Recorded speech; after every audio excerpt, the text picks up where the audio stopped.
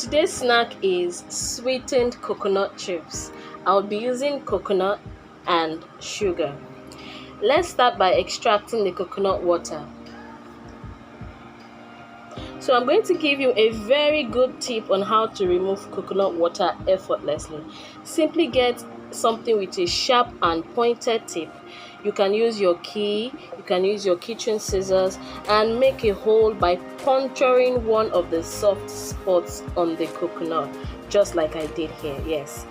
Now I'm going to pour the coconut water into a bowl and set it aside. This is super easy.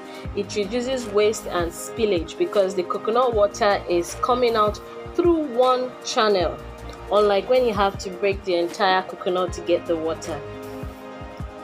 After draining the water, I'll be removing the coconut meat and I'll also be grating it.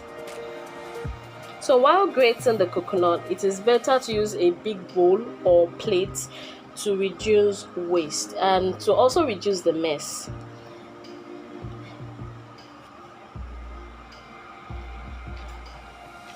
I'll pour the grated coconut into another bowl, just like I'm doing here, and I would add sugar. You can use brown sugar, you can use any kind of sugar you want, but I prefer to use white sugar, so I'll be using white sugar. I'll be adding 4 tablespoons of sugar to the coconut. You can use more and you can use less. This is all about your choice and what you want to do.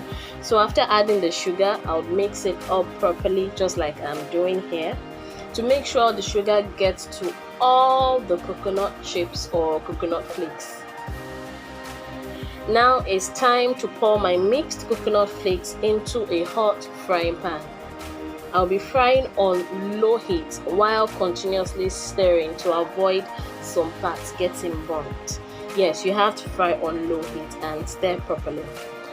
Now that most of my, coconut flakes or coconut chips is brown, as you can see, it's getting brown gradually and gradually and gradually.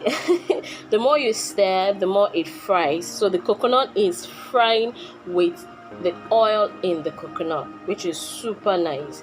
You can see most of the coconut flakes is brown, and this is exactly what I want. So my delicious coconut flakes is ready. Don't forget to subscribe. Thank you for watching.